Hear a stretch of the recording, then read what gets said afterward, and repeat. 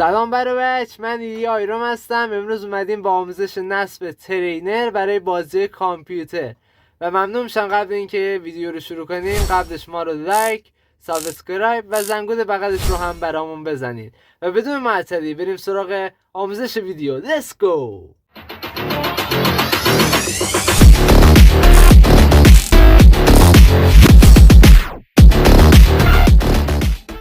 خب دوستان، اومدیم داخل سیستم کامپیوترمون بهتون آموزش نصب ترینر رو یاد بدیم.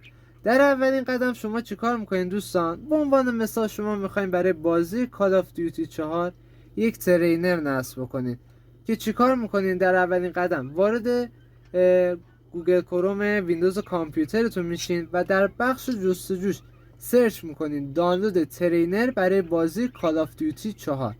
کلی سایت براتون میاره که شما میتونید اون ترینر رو برای بازی مورد نظرتون نصب کنید، حالا از هر سایتی. ولی خب این رو هم بذاریم بهتون بگم که بیشتر ترینرها خراب هستن و با ورژن بازیتون اینجوری درست عمل نمیکنن و بازی میپرن بیرون و درست کار نمیکنن. پس چیکار میکنین؟ شما مشکلی نیست، اون ترینری که خرابه رو پاک میکنین، دوباره یکی دیگه نصب میکنین. این کار رو انقدر ادامه میدین تا بالاخره یک ترینر مناسب برای بازیتون پیدا بکنید. خب من برای بازی کال آف دیوتی 4 اومدم 3 تا ترینر ریختم که 2 تاش جواب نداد. این دوتا جواب نداد، این یکی ولی جواب داد. حالا میخوام فقط قبل اینکه دوستان وارد بازیاتون میشین قبلش حتما ترینر رو باز بکنین و توضیحاتش رو بخونید. نگاه کنید دوستان، به بعضی ترینرها اینجوری هستن که هر ترینر، یعنی درست بهتر بگم یه مدلی داره. مثلا این ترینر من گفته با کلید شماره 1 همین کیورد کامپیوترم اگه داخل بازی بزنی به عنوان مثال مثلا جونت بی نهایت میشه، یا کلید 3 مثلا تیرت بی نهایت میشه. خلاصه اینا رو گفته اگه بزنی این ترینر جواب میده. باز مثلا بعضی ترینرها گفته از کلید F1 تا F8 رو اگه بزنی ترینرها بر جواب میده. یا باز مثلا بعضیا از حروف انگلیسی داخل ترینرهاشون استفاده میکنن، مثلا میگه اگه میخوای تیرت بینایی بشه مثلا از کلید B استفاده کن. خلاصه هر ترینر برای خودش یه مدل خاصی داره. اینم گفتم. حالا قبل از این بریم حالا وارد بازی بشیم تا بهتون تستش کنیم ببینیم چجوری ترینر.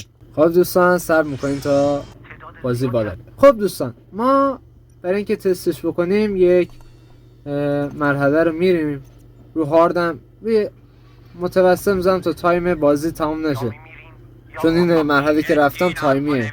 اونایی که بازی کردن میدونن منظورم که. خب صبر میکنیم تا بالا بیاد. خب وارد بازی میشیم دوستان. با عنوان مثلا من الان از ترینر الان استفاده نمیکنم. رگه من مردم باز. این بزنیم با خدا. بزن دیگه، بزن. خب حالا دیدین که من الان پشتی شدم. حالا یادتون اگه باشه داخل اون ترینر گفته از کلیدهای 1 تا 8 رو بزن. همونطور که می‌بینین یه صداهایی میاد. خب اگه که می‌بینین جواب داد، حالا میریم برای زدن. اول فل. خب دوستان، همونطور که می‌بینین الان من هیچ کار نمیشه، تیرم بی نهایت، جونم بی نهایت، هیچ مرگیم نمیشه، میمیرم. عجیبه. خب دوستان دیگه برسیم به بخش پایانی ویدیو. خب دوستان، به بخش پایانی ویدیو رسیدیم. امیدوارم از این ویدیو لذت کافی رو برده باشین. ممنون میشم کانال ما رو لایک، سابسکرایب و زنگوله بغلش رو هم برامون بزنید. تا ویدیو بعدی، خدا نگهدار دوستان.